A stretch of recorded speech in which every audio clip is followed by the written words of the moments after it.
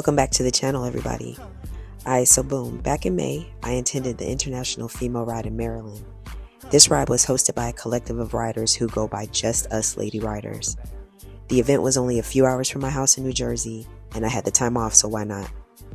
Last year, I missed the festivities due to bike issues, so in 2026, me and my newish bike, Blackfire, were absolutely determined to make an appearance. In case you didn't know, International Female Ride Day was founded in 2007 by Vicki Gray, a Canadian motorcycle advocate, instructor, and founder of the motorcycling magazine Motorist. Gray's vision was to create a unified global campaign with the goal to elevate the visibility of female riders, celebrate female camaraderie in motorcycling, and inspire more women to take up riding. Since then, you can find all-female gatherings and rides throughout the spring and summer in many countries, including Ireland, Canada, New Zealand, and Lithuania. In the US, the most well-known and well-attended rides are in Virginia, Florida, California, and Texas. So let's get into it.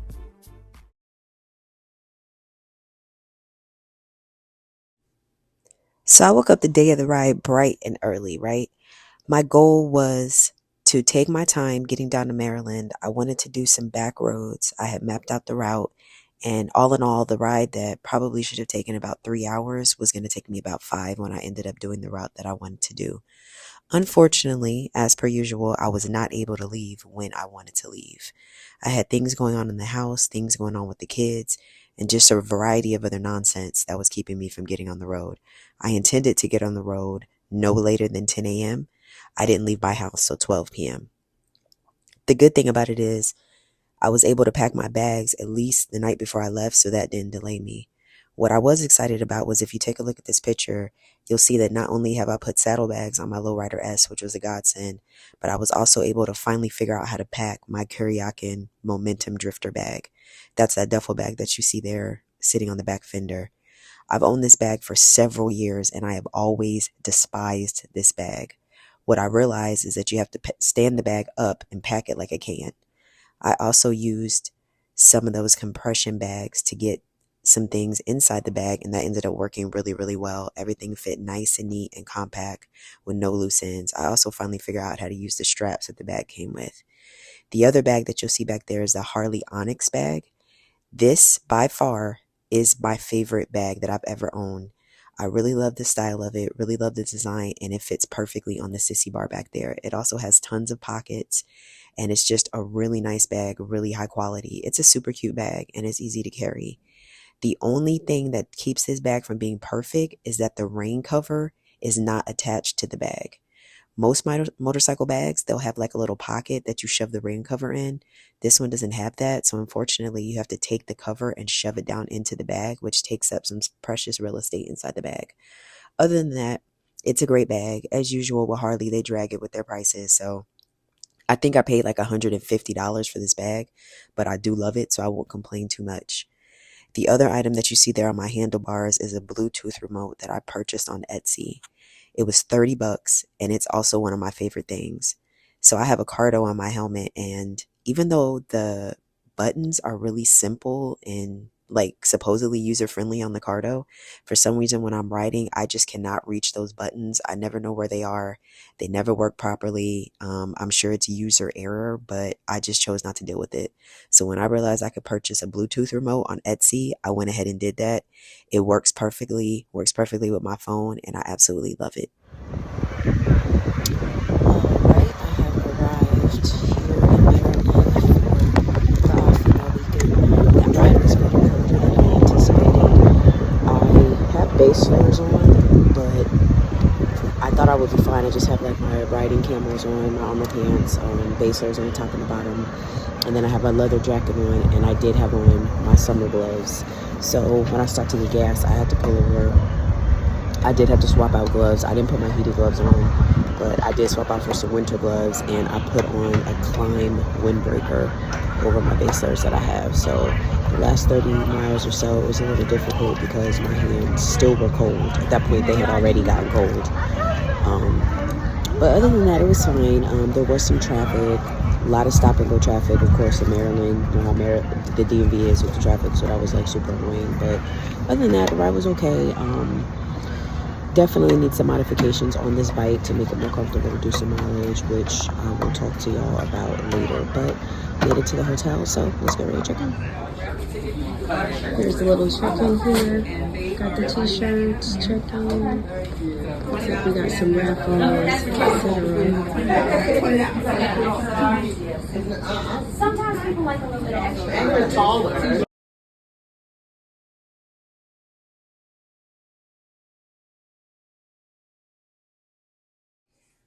So this was pretty cool. This is a company called Ryder or Ride Her.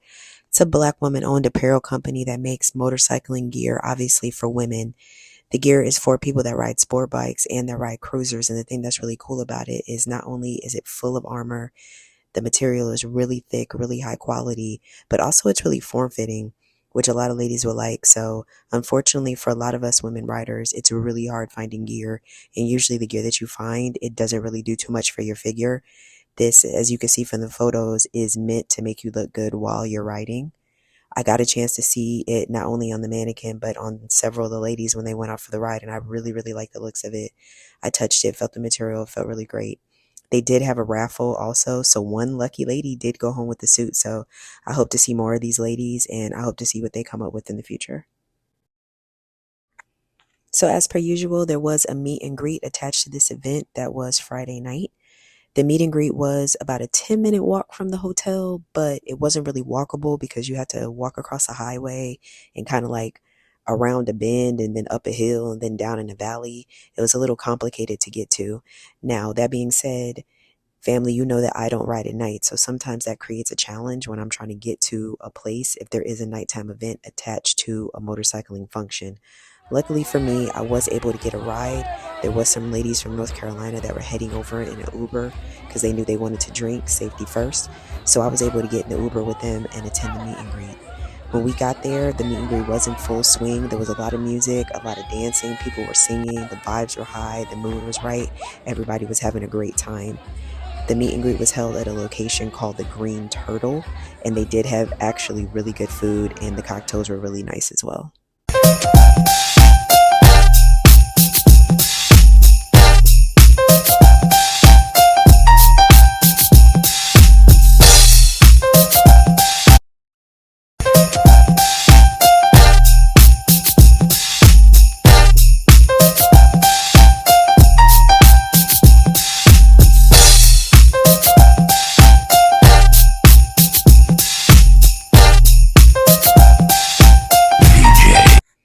Now, y'all know it's not a meet and greet unless you got your boots on the ground and somebody pulls out a fan.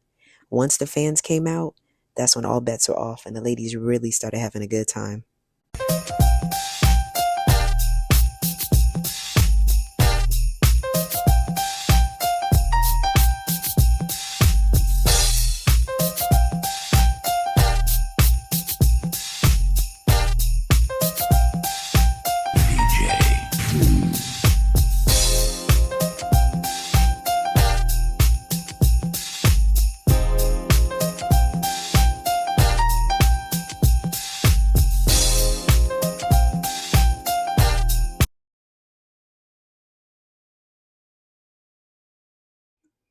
I slept in Saturday morning and just kind of took my time waking up.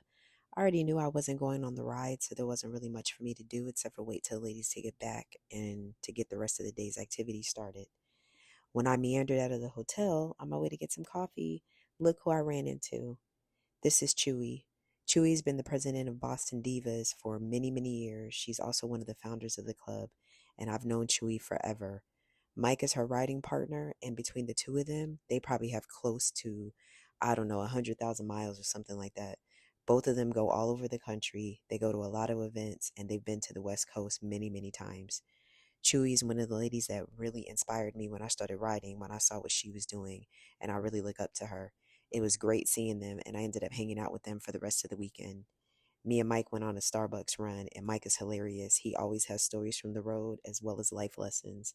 Also, he's a die-hard Gold Wing rider, and he's always ready for some Harley Davidson slander, which is always hilarious and funny. Already in the back of the hotel, you'll see here that everybody was gathering, getting ready for the ride, lining up and getting themselves organized. The ride was supposed to take off at 10:45, so I just decided that I was going to come outside and just see everybody off and try to get some footage if I could.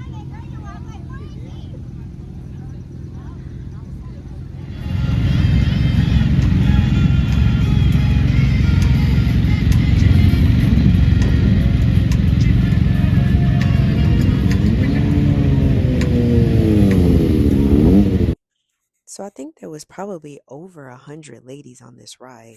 There was really a lot of people. You really couldn't tell how many people attended this event because it didn't seem like there was that many people in the hotel. And I suspect that some ladies came that day just for the ride. I think it might have been a little bit challenging for the organizers as well because there was a ton of Can-Ams. There were more Can-Ams and three-wheelers than I've ever seen gathered for one single ride. I think they had to take care to make sure that everybody was safe and do it in a way that made sense. I'm not 100% sure that they were prepared for the amount of three wheels that were going to show up.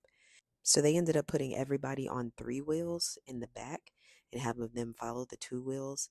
And I'm not really sure if that worked, as you'll find out later on.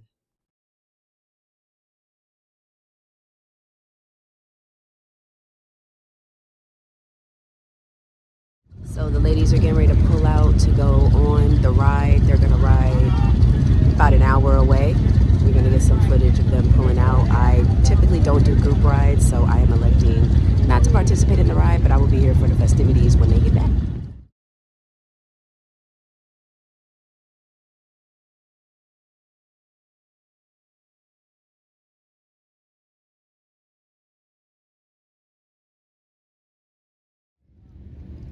So let's talk a little bit about the three-wheel phenomenon that's happening in the motorcycle community.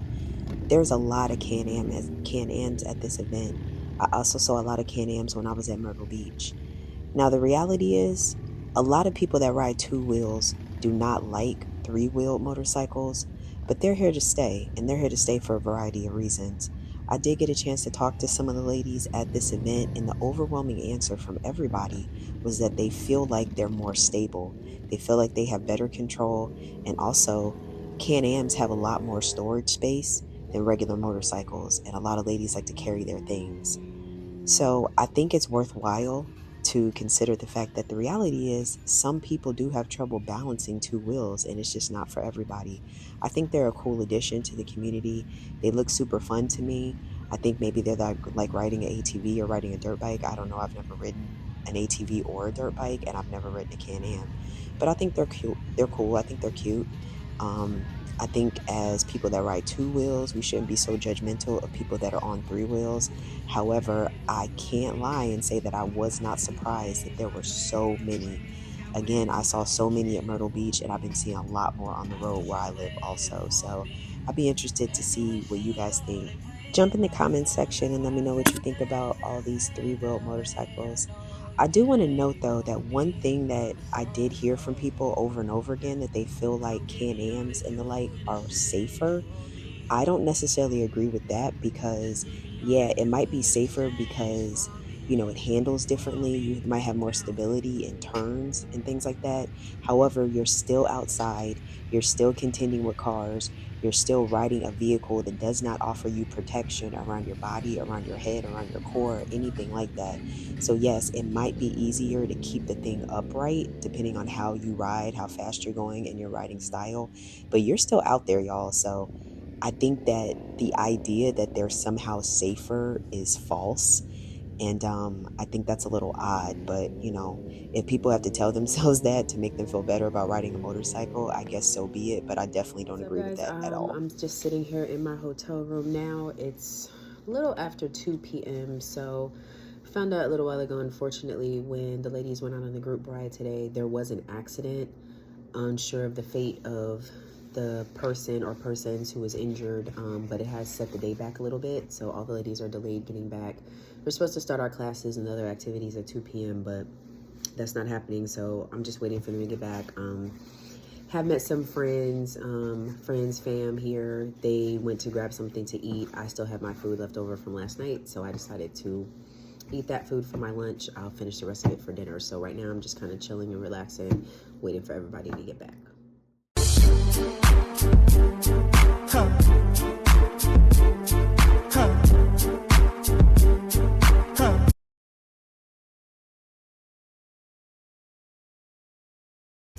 can find me. I'm not an aficionado on it, but I am good at what I do. I'm gonna tell you that. Okay, I can get my ass across the country. Okay, it did not come to me overnight though. I did not. I'm not gonna be like, oh shit, I jumped out there and went. No, I did not. It took me years to get to this. What you see here, took me years to gain this type of knowledge. Knowledge is what's going to save you on the road, not your skill. Okay, because I can ride the hell out of a bike. I can make a U-turn in this parking lot as tight as hell. But my knowledge and what I know on the road, plugging a tire, what to do for maintenance, what to do here, what to do. That's what keeps me alive on the road. Okay, not my skill. Because you can teach a monkey to go straight in a straight line. Okay, that's easy. Okay, so get your knowledge up. Okay, and everything else that you need will come in time if you want to do it. And if you ever need me for anything, you want to ask me a question, whatever, then you find me, inbox me, you can call me. I am there because that's one thing that I am. I want everybody to go and come back home alive, and that's what it's all about. So by far and away, my favorite part of this weekend was the class taught by Shakila Bussy. She's also known as the Mileage Bully. She is the owner and operator of the Moto Mob Riding Academy, which is one of 2 Black-owned riding academies that are nationally certified by the Motorcycle Safety Foundation. She is the only Black woman that owns such a school that teaches the intro rider course and other courses. She got famous for riding smaller displacement bikes all over the country. She now rides a Hayabusa. She's ridden over 1 million miles on her own. This woman is incredible. I really look up to her. She's an inspiration. She taught this class. She taught us all sorts of things. We talked about safety. We talked about changing tires. We talked about changing your oil. She gave us a lot of tips and tricks in terms of like packing, how to keep yourself cool. She gave us a lot of resources for finding other riders on the road, what to do if you get stuck, resources in Facebook groups that you can find a bed or a safe haven for the night, again, if you get stuck out there. So she's really inspirational. Her class was amazing. She's a really nice person and just really patient and kind when she was talking to everybody and teaching. So I would love to see her on the road one day. I'd love to ride with her. And like I said, to me, this was the best part of the weekend. I love to learn. I love to meet people, and I'm always looking for new information on how to improve my riding and also how to keep myself safe. So this was a fantastic part of the weekend. Okay? You do not need the elephant, the kitchen sink. Trust me, when I started doing this, I had everything in the world on my bike. I was like, I'm not even wearing this stuff, okay? So resist the urge to overpack. You also want to remember that conditions that you leave in are not always going to be the conditions that you ride into, okay? You might leave Baltimore and you might have 50, 60, 70 degrees, but when you get to Colorado, it's 30 degrees. You have to be prepared for that as well, okay? This prevents your butt from being raw when you get to wherever it is that you're going. This is a life changer, game changer. You don't have to, again, this is a brand that I use, but they have all sorts of taping mechanisms out there. Laundry. If you are on the road, get a roll of quarters before you leave your home, okay? A lot of the hotels have credit card use, but if they don't, you have quarters, okay? So, all right, so this is your class on plugging your own tire. So here you go, grab the tire. So you're on side of the road. Hold on one second.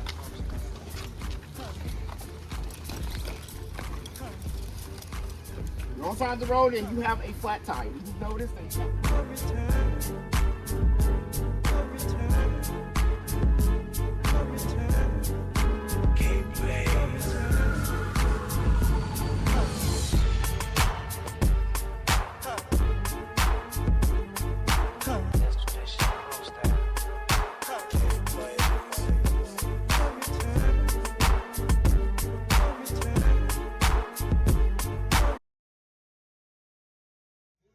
Good morning, good morning. So, I have just woken up. Well, I woke up about a half an hour ago. It's a little after 8 o'clock now.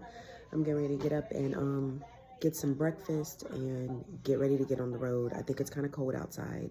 So, luckily for me, I did pack my heated gear, so I will be putting that on. I still have some food left over from Friday that I put in the fridge. I got like a couple of chicken tenders and like a hot dog, and I'm just gonna eat that for breakfast and drink some water. So last night I did not go to the party. I hung out outside for a little while with people, just some people out there drinking a little bit, smoking cigars and stuff like that. I hung out with them, and then I couldn't take the cold anymore. It was really cold outside last night, y'all. So I came upstairs and I was in bed rubbing my feet together by about 9:30. So I got me a good night's sleep, and I'm gonna get ready to get on the road here and head home. So, of course, the ride home ended up being faster than the ride going. It was cold, but it was not as cold as when I headed to Maryland. I was smart this time. I did put on my heated gear from the very beginning, so I absolutely was comfortable, warm, nice and cozy going home. There wasn't much traffic going home, and I did enjoy my ride getting back into the house. Overall, I think this was a fantastic event. It was really well attended. I'm looking forward to seeing how well it's attended in the upcoming years. I think the ladies who organized it did a fantastic job. Although I went to this event alone, I did meet people there, of course. And when you're in the motorcycle community, even if you end up riding somewhere by yourself, you're never really truly alone because you're always going to meet people and be embraced wherever you go. So, like I said, I made it home safely, which is always a blessing. Pulled up on Blackfire. Blackfire did great on the ride. I really, really love this motorcycle, and I'm really glad that I just jumped off a cliff and decided to buy it. I'll tell you guys that story later on in another video. And I got myself in the house, took that shower that I talked about, and the next day I was back at work doing my thing. This is Wordy Woody. I do want to thank you guys for choosing to join me on this video. I am a new YouTuber, so I thank everybody for their patience. I know sometimes the video might be a little janky at times, but I swear, y'all, I'm doing my best. As always, this has been Time Well Wasted. I am Wordy Woody, and I will see you in the next video.